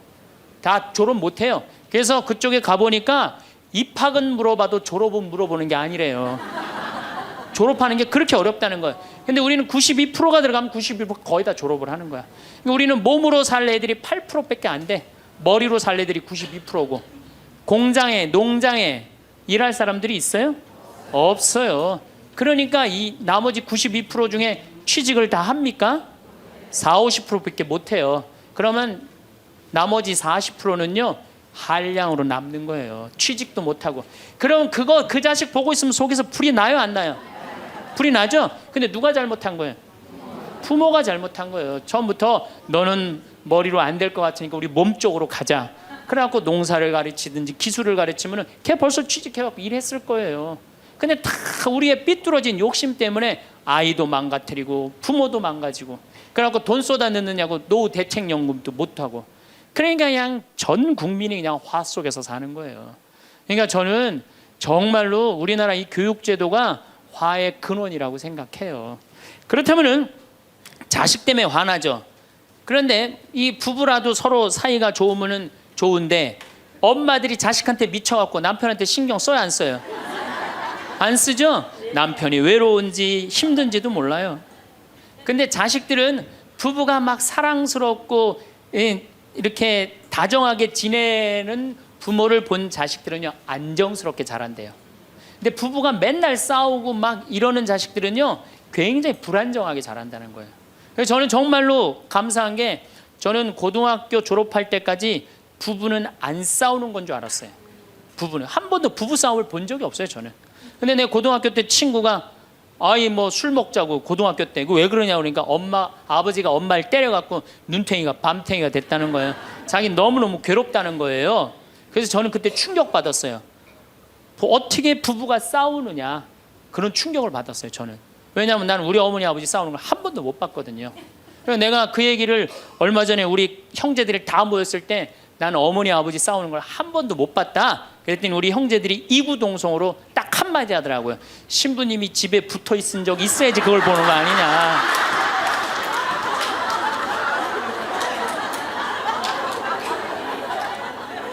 어쨌거나 저는 본 적이 없어요. 저는 굉장히 긍정적으로 잘할 수 있는 거죠. 근데 우리나라 남자들은 참 불쌍해요. 돈은 죽어라 벌지만 그 돈을 마음 느긋하게 써볼 수가 없어요. 그렇죠? 자식들 학원비에 대학 등록금 대다 보면은 30에 결혼해서 시집 장가 갈 때까지 60대까지 노예같이 사는 게 대한민국 남자들이에요. 이 남자들 짜증 나겠어요, 안 나겠어요? 화가 나겠어요, 안 나겠어요? 날 수밖에 없어요. 그런 남편들을 신경 한번 써줘 봤어요. 정말로 정말 남편 정말로 남편을 왕대조 패줘봤느냐고. 여러분들 길 가는 사람이 여러분들 10,000원 주는 사람 있어요? 길 가는 남자가 당신 예쁘다고 10,000원 주는 남자 봤어요?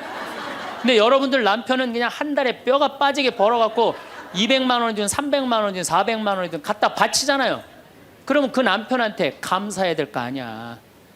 근데 그냥 감사는 안 하고 그냥 남의 김치찌개도 그냥 제대로 안 하면 그냥 못 끓이고 그냥. 자식이라고 있는 거 학원 다니다 보면은 밤 12시에 얼굴 보기도 힘들어요. 아버지가 자식을 키우고는 있지만은 다정한 자식을 구경하기가 힘들어요.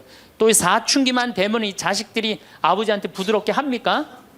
반항하고 틱틱거리고 그러면은요, 우리나라 남자들은 갈 데가 없는 거예요. 그래서 40대 남자들이 자살률이 세계에서 1위인데 우리나라 여자보다 몇 배가 많이 죽느냐면 3배가 많이 죽어요.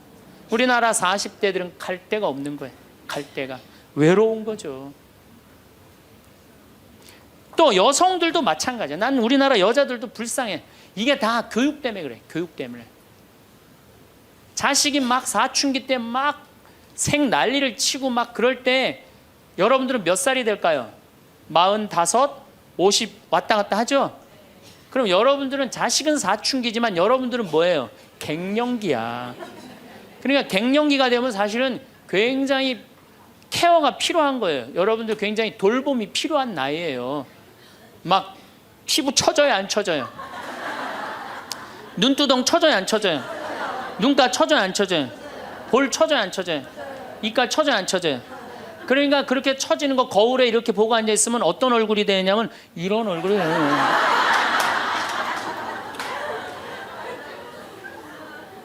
사람은요, 눈가가 올라가야지 이쁘고 이가가 올라가야지 이쁘거든요. 그러니까 이제 50이 되면은 이쁜 게 하나도 없는 거야. 그러니까 젊은 여자들이 이쁘게 보이려고 화장할 때 어떻게 연필을 막 위로 그리잖아, 이렇게. 근데 50이 되면 연필로 그려도 결국 어떻게 돼요? 끝이 떨어지잖아요.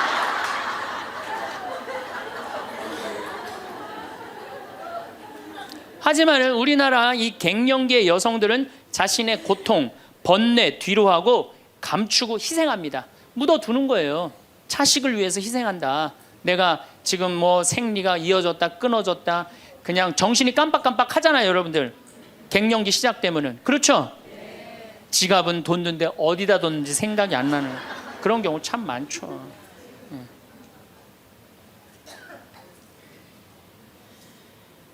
그러니까 자기만 희생한다고 생각을 하니까 화가 나는 거예요.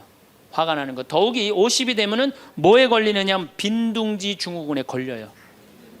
자식 공부하러 나가고, 그렇죠? 남편 돈 벌러 나가고, 자기는 50 되면은 아무도 옆에 없는 것 같은 외로움 속에 자기가 이제 빠지는 거죠.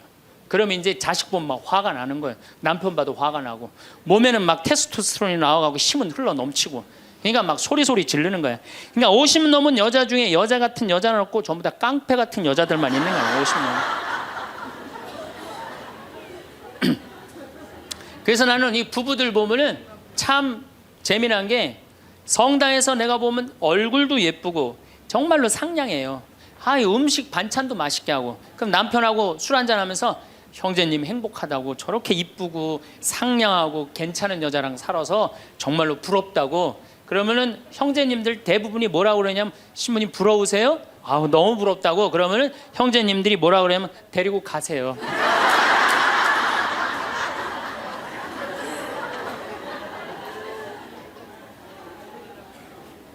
그래서 부부가 서로 사랑하지 못하고 자식하고도의 애정을 쌓지 못하고, 그러니까 우리가 이제 화가 꽉 차 있는 거예요.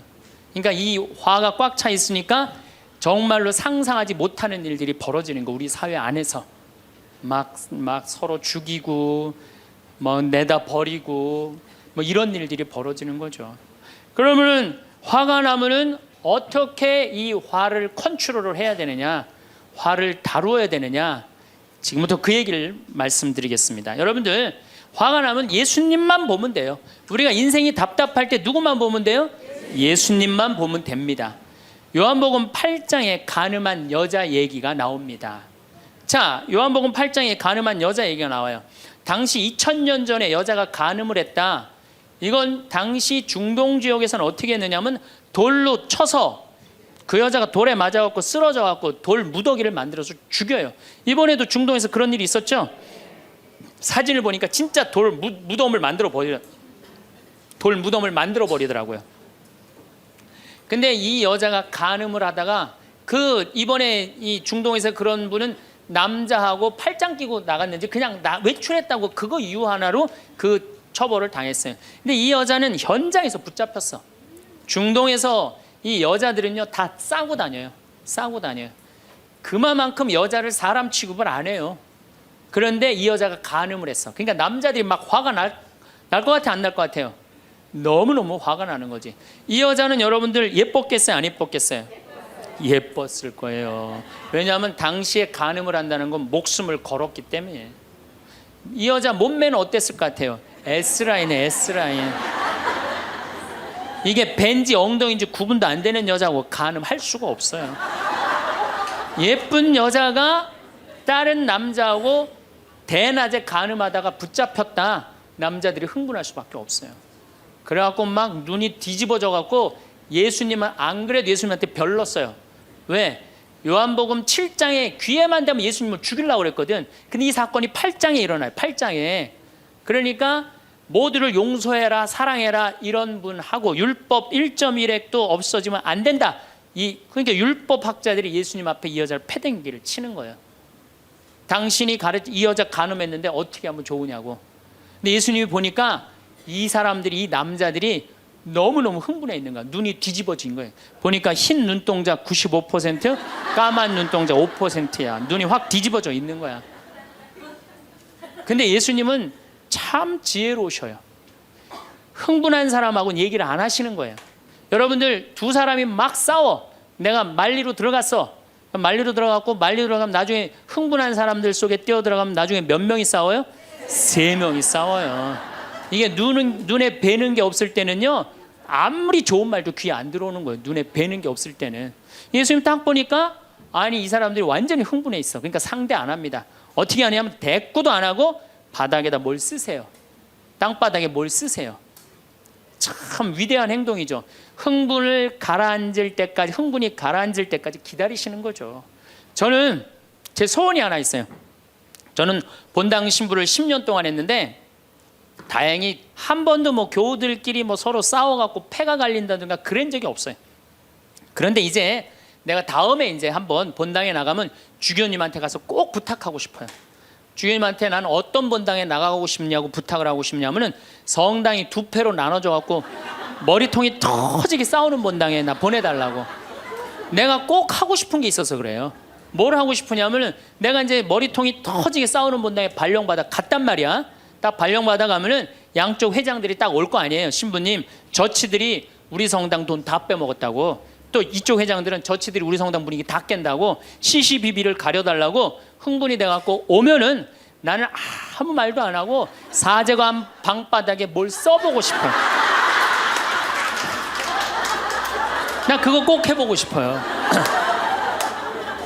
여러분들도 만약에 남편이 나하고 얘기 좀 하자고, 막 남편이 흥분돼갖고 너 왜 우리 어머니한테 그렇게 못되게 대하느냐, 그래갖고 싸우자고 문을 열고 딱 들어와갖고 딱 봤는데 남편이 흥분을 했어. 눈동자를 보니까 흰 눈동자 95%, 까만 눈동자 5%야. 그러면은 부인이 그래 나도 할 얘기가 많다 해보자. 그러면은요 어떻게 될 것 같아요? 싸우고 귀싸대게 맞게 돼 있어요. 왜?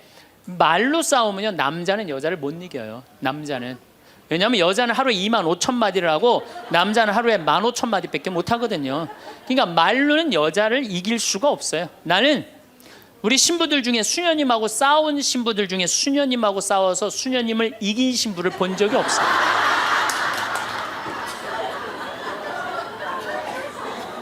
말로는 안 되는 거예요.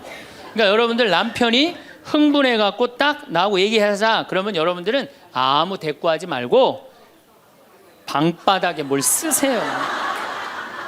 뭐 할 때까지? 남편 흥분 가라앉을 때까지. 예수님은 땅바닥에 쓰시는 거예요. 사실은 그거는 다른 뭐 아주 신학교 있을 때 뭐 많이 배웠죠. 뭘 써셨을까? 예수님이 과연 뭐 별 얘기를 들었는데 다른 의미는 아니고 흥분이 가라앉을 때까지 기다리신 거예요. 그래갖고 이제 이 사람들이 이제 흥분은 가라앉고 사건만 남은 거야. 사건. 그래갖고 이제 흥분이 좀 가라앉은 상태. 여러분들 아무리 화가 나도 열만 심으면요 웬만하면 흥분이 가라앉아요. 그 열을 못 쉬어서 흥분이 터지는 거죠. 그러니까 좀 어느 정도 흥분이 가라앉으니까 이 사람들이 물어봅니다. 이 여인을 어떻게 하면 좋겠습니까? 간음을 했는데. 그러니까 예수님이 딱 보니까 이제 흥분이 가라앉은 것 같아. 그러니까 딱 한마디 더 합니다. 그래? 그렇다면은 너희 중에 죄 없는 사람이 먼저 저 여자를 돌로 쳐라. 그리고 그 다음 행동이 기가 막히세요.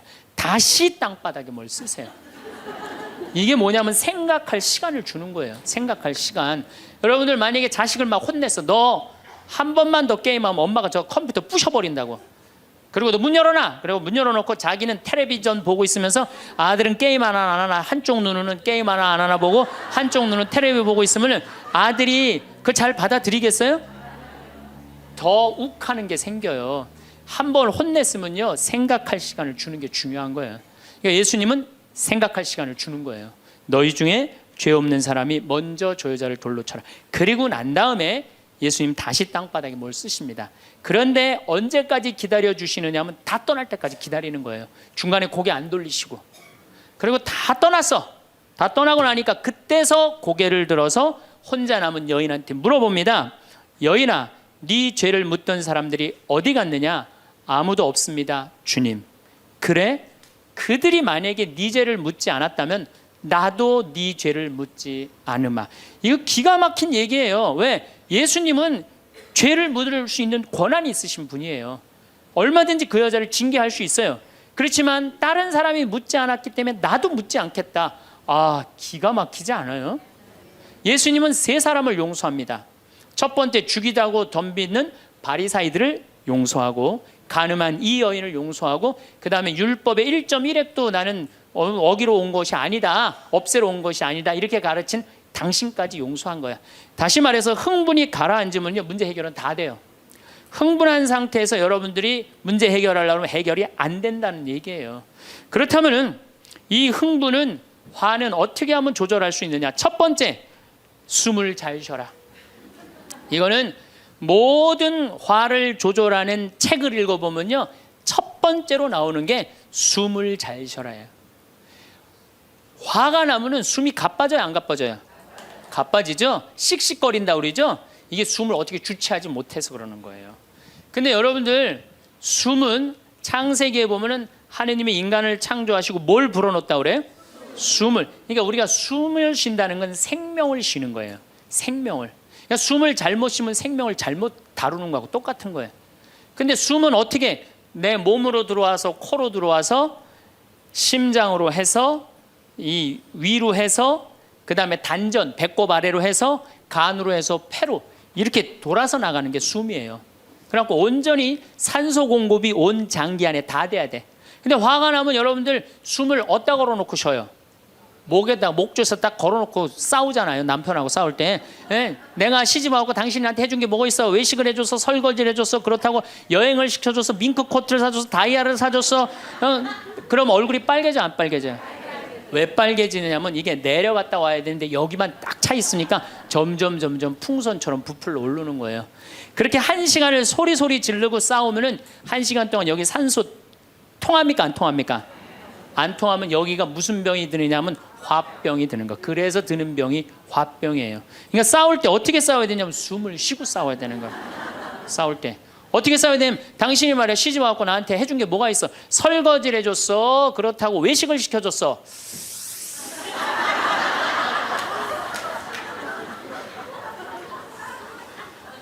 그렇다고 나 밍크 코트를 사줬어, 아니면 다이아를 사줬어. 당신 나한테 해준 게 뭐 있어? 내 시집 와서 고생만 했지.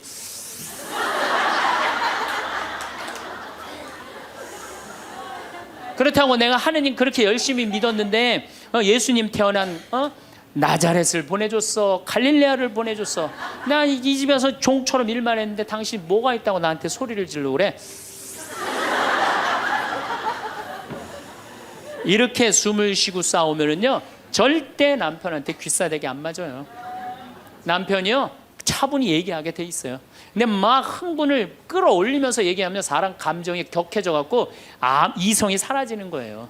그래서 우리가 내가 너무너무 화가 나면은 심호흡을 10번만 하면은 굉장히 문제가 해결된다는 거예요. 그래서 여러분들 화가 나면 어떻게 해라? 숨을 잘 쉬어라. 두 번째, 화가 나면 어떻게 해라? 걸어라. 걷는 게 아주 중요합니다. 여러분들 화가 날 때 묵주를 들고 나와서 동네 한 바퀴만 돌면은요 알아서 마음이 정리가 돼요. 해결책도 알아서 나와요. 2시간 3시간만 걸으면은요 완전히 차분해져서 들어가요. 그러니까 화가 나면 그 자리에서 떠나야 되는 거, 무조건 떠나는데 가만히 있으면 더 이게 일어나거든요. 그래서 이 꼼포스텔라라고 스페인의 야고보 성인 무덤 가는 800km, 그게 세계적으로 그렇게 인기가 좋은 게 왜 인기가 좋으냐 하면은 그 걸으면서 사람이 치유가 다 되고 마음 정리가 다 되기 때문에 그러는 거예요. 그러니까 걷는 거는 건강에도 좋지만은 마음을 정리해 주는 게 걷는 거예요. 그래서 여러분들 정말로 화가 나면 어떻게? 걸으세요. 그리고 정말로 큰 숙제가 있다, 내 인생에 큰 숙제가 있다 그러면은 도보 성지순례를 하세요. 도보 성지순례를. 저는 우리 교우들이랑 이 세남터에서부터 미리네까지 전체 교우가 밤 8시면 모여갖고 새벽 3시, 4시까지 저 미리네까지 걸었어요. 그 목요일, 금요일, 토요일, 일요일 4일을 걸었는데 그 한 400~500명 되는 교우들이 나한테 체험, 은혜 받은 얘기를 하는데 이건 보통 은혜 받은 게 아니에요. 허리 아프던 사람은 허리 다 낫고, 위장 아프던 사람은 위장 다 낫고, 마음 복잡한 사람 마음 정리되고, 사업이 막 안 돼갖고 괴로워하던 사람은 빛을 보고, 걷는 게 그렇게 우리 인생에 중요한 거예요. 그래서 내가 정말 문제가 있다, 세남터서부터 걸으세요. 세남터 우리 김대건 시모님 시신 모시고 미리네까지 원선쇼 할아버지가 그땐 청년이었지만 갔잖아요. 그 생각하고 걸으면은요 여러분들 은혜 많이 받으실 거예요. 그러니까 화가 나면 어떻게 해라? 숨을 잘 쉬고 그 다음에 어떻게 해라? 걸어라. 그 다음에 화가 나면 화를 조절하는 방법 중에 세 번째는 잘 먹어라. 이게 먹는 게 화를 먹는 경우가 너무 많아요. 인스턴트 음식, 그렇죠? 이거 잘못 먹으면요 다 화가 들어있는 거예요. 그리고 고기 너무 많이 먹으면요 화냅니다. 여러분들 사슴 싸나워요 안 싸나워요? 안 싸납죠? 사자 싸나워요 안 싸나워요? 싸납죠? 사자 뭐 먹어요? 고기 먹죠? 사슴 뭐 먹어요? 풀 먹죠? 내 아들이 나한테 덤비는데 막 리모컨 던지고 막 자기 막 방문 부시고 그러면은요 애가 성격이 나빠서 그런 게 아니에요. 내가 고기를 너무 많이 먹여서 그렇구나. 그래갖고 걔를 뭘 먹이냐면 6개월 동안 풀만 먹여보세요. 6개월만 지나면 완전히 온순해집니다. 그리고 여러분들 우리가 먹는 게 화가 너무 많아요. 아주 비근한 예를 하나 드릴게요. 달걀을 예를 드릴게요. 달걀을 여러분들 닭들 어떻게 달걀을 낳아요? 우리 지금 여러분들 보통 드시는 닭들 다 가둬놓고 하죠? 재웁니까 안 재웁니까? 안 재우죠? 재우지도 않죠. 공간이 조그맣죠. 스트레스 받으니까 옆에 닭 막 좁니다. 부리로. 그러니까 어떻게 하냐면 부리를 잘라요. 못 쪼개. 그런 닭들이 놓는 달걀은 화가 들어있을까요? 안 들어있을까요? 화가 들어있는 거예요. 그런 음식들이 자연적이지 않은 음식들이 반자연적인 음식들을 우리가 먹는 게 문제예요. 우리 닭들은 내가 300마리 키우는데 막 날아다니면서 놓는 알들은 벌써 향이 좋아요. 딱 깨서 먹으면 아주 고소하고. 그런데 일반 그 시중에서 이렇게 사는 닭들은 막 약간 좀 비리고 이런 냄새, 그 스트레스 받는 거예요. 그럴 만큼 먹는 게 중요한 거예요. 그래서 자연식이라는 게 우리한테 그래서 중요한 거예요. 그래서 이 화도 커피 많이 먹으면 막 심장 두근두근 거려요, 안 거려요? 그런 상태에서 화나는 일이 있으면 폭발합니다. 그러니까 먹는 게 아주 중요하다. 네 번째, 우리가 화를 잘 다스리려면은 이게 음양의 조화, 인생을 좀 즐길 줄 알아야 돼. 인생을. 하느님이 6일 일하고 7일째 쉬셨어요, 안 쉬셨어요? 쉬셨죠? 그럼 여러분들도 일하고 쉬어야 돼, 안 쉬어야 돼요? 쉬어야 돼요. 근데 우리는 잘 안 쉬어. 하느님이 태양도 동그랗고 달도 동그랗고 산도 동그랗고 사람 머리도 동그랗고 이렇게 동그랗게 만들어 놓으신 이유는 동그랗게 살라고 그러는 거예요. 그런데 우리 평창에 내가 생태마을에서는 운전하고 읍내에 나가면은 한 번도 빵빵거리는 소리를 못 들어요. 근데 서울만 딱 오면은 여긴 다 네모나고 삐죽해. 그러니까 네모나고 삐죽한 거 보는 사람들 딱 1초만 늦게 출발해도 빵빵거리고 난리도 아니에요. 그러니까 여러분들 음양의 조화를 잘 이루어야 돼요. 남녀 뭐 쉬는 거 이런 게 굉장히 중요한 거거든요. 그래서 좀 어디 가서 그러니까 우리 생태마을 같은데 1년에 일주일씩 와서 조용히 기도하고 쉬고 가면은 영혼이 편안한 거죠. 그러니까 여러분들 지금 나이 60 드신 분들 60년 일했으면 나머지 인생은 즐거워야 돼, 안 즐거워야 돼? 즐거워야 돼. 그러니까 그런 음양의 조화를 잘 해야 된다. 다섯 번째, 제일 중요한 거, 화가 안 나는 최고 좋은 길은 뭐냐면 자기 자신한테 잘해주면 돼요. 내가 행복하면은 절대 화 안 납니다. 얼마 전에 우리 집에 대장암으로 온몸에 퍼져서 돌아가신 분이 계세요. 자매님이 나보다 1살 많은데 죽기 일주일 전에 나를 딱 끌어안고 울면서 이런 말을 했어요. 신부님, 나는 내가 이제 곧 죽을 것 같은데 나는 남편한테도 안 미안하대요. 왜 안 미안하냐면 남편 평생 집 돌본 적이 없대요. 그래서 하나도 안 미안하대요. 그리고 자식한테도 안 미안하대. 왜? 대학까지 자기가 이 빌딩 청소해갖고 대학까지 졸업시켰대요. 그런데 누구한테 미안하냐면 자기한테 미안하대. 자기는 이 47년을 살면서 한 번도 고생만 했지 자기 맛있는 고기를 사준 적도 없고 자기한테 예쁜 옷을 해입힌 적도 없고 좋은 데 구경시켜준 적도 없다는 거야. 그런데 지금까지 고생만 하다가 떨컥 병에 걸려서 죽는다는 거예요. 그래서 자기한테 너무너무 미안하다는 거예요. 근데 이제 죽는다는 거예요. 자기한테 한 번도 잘해준 적이 없는데 너무 자기한테 미안하다는 거예요. 여러분들한테 잘해줘야 될 것 같아요? 안 잘해줘야 될 것 같아요? 괜히 그냥 참고 인내하면서 승질은 승질대로 부리고 그러실 필요 하나도 없어요. 이제 여러분들한테 맛있는 거 있으면 사주세요. 그렇죠? 예쁜 옷 있으면 사 입히고 여러분한테 좋은 데 있으면 구경도 좀 시켜주고 저한테 잘해줍니다.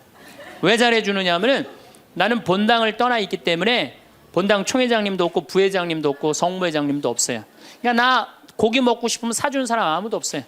내가 고기가 먹고 싶으면 내가 사줘요. 베네딕토 고기 먹고 싶냐? 가자, 내가 오늘 사줄게. 난 내가 데려와서 내가 사줘 나한테. 그러니까 스트레스 받는 일이 없는 거예요. 남한테 섭섭한 것도 없고. 그래서 제가 항상 하는 얘기지만 집에서는 엄마가 행복해야 돼. 그래야지 자식이 행복한 거예요. 집에서는 아내가 행복해야 돼. 그래야지 누가 행복해? 남편이 행복한 거예요. 집에서는 며느리가 행복해야 돼. 그래야지 누가 행복해? 시어머니가 행복한 거예요. 그러니까 여기 계신 여러분들이 행복해야지 대한민국이 행복한 거예요. 이제는